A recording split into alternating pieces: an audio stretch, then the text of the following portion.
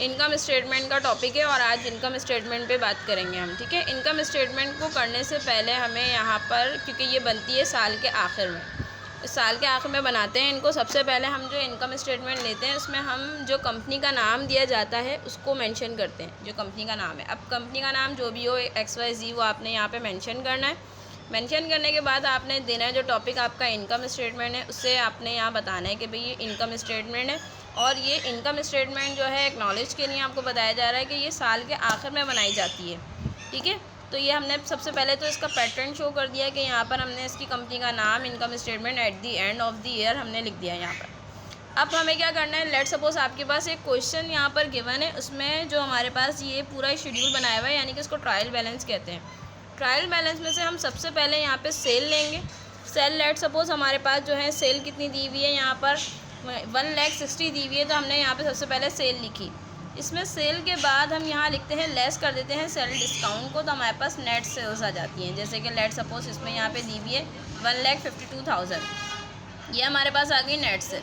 Net cell के बाद हम यहाँ लेते हैं less cost of the goods sold. अब ये कॉस्ट ऑफ गुड्स सोल्ड निकालने के लिए हमें सबसे पहले यहाँ पे मेंशन करना होता है। इसको निकालने के लिए हमें कुछ ट्रांजेक्शन दी जाती हैं, उनको पहले कंप्लीट किया जाता है, फिर उसके बाद ये कॉस्ट ऑफ गुड्स सोल्ड निकलती है। सबसे पहले हम जब कर रहे होते हैं तो इसमें सबसे पहले हम ओपनिंग इन्वेंट्री लिखते हैं। अब यहाँ पे आपके पास दो तरह की इन्वेंट्रीज गिवन होंगी, एक होगी ओपनिंग, एक होगी क्लोजिंग।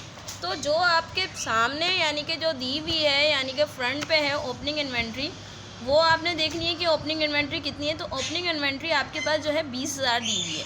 और यहाँ पे देखें एट दी एंड आपको दी हुई है एंडिंग, तो ये एंडिंग हमें बाद में लिखनी है। पहले हम ओपनिंग इन्वेंट्री लिखेंगे, ओपनिंग इन्वेंट्री के बाद करेंगे इसमें ऐड करेंगे परचेज़ को। परचेज़ की वैल्यू भी यहाँ जो ट्रांजेक्शन दी हुई है उनमें लिखी हुई है, वो हमने यहाँ पे लिख दिए कि भाई हमारे पास कितने 80,000 से दिए जा रहे थे, तो हमने ये 80,000 लिख दिए। इसके बाद हम इसमें करेंगे ऐड करेंगे ट्रांसपोर्टेशन को। ट्रांसपोर्टेशन जो दी जाती है, हमने परचेज़ में से ट्रांसपोर्टेशन को ऐड करा तो हमारे पास डिलीवरी परचेज़ आ जाएगा। डिलीवरी परचेज़ हमारे पास आ गया। अब डिलीवरी परचेज़ के बाद यहाँ पे परचेजेस भी दी जाती हैं, परचेज़ रिटर्न और परचेज़ रिटर्न और परचेज़ डिस्काउंट, ये दोनों दी जाती हैं। तो परचेज़ रिटर्न और अगर परचेज़ डिस्काउंट होगा तो उन दोनों को आप जमा करके और लेस कर दोगे जो हमारे पास डिलीवरी परचेज़ आया है, तो हमारे पास नेट परचेजेस आ जाएंगे। लेट सपोज जैसे कि आपके पास दिया हुआ है यहाँ पे लेस परचेज़ रिटर्न, तो आपने क्या काम करा, परचेज़ रिटर्न को इसमें से माइनस करवाया डिलीवरी में से, तो आपके पास नेट परचेज़ आ गई। नेट परचेज़ आने के बाद जब नेट परचेज़ हमारे पास आ जाती है तो नेट परचेज़ को ओपनिंग इन्वेंट्री से प्लस करवाते हैं, तो गुड्स अवेलेबल फॉर सेल आ जाती हैं, ठीक है।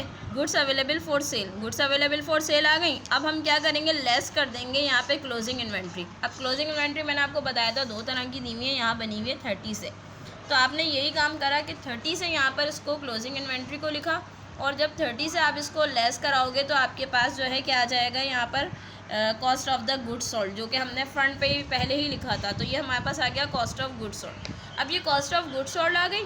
कॉस्ट ऑफ गुड्स सोल्ड में से आप लेस कर देंगे जो नेट सेल आई है, तो आपके पास ये आ जाएगी ग्रॉस प्रॉफिट। यहाँ तक हमारी पूरी बात कंप्लीट हो गई और डन हो गया, ये हमारे पास ग्रॉस प्रॉफिट है।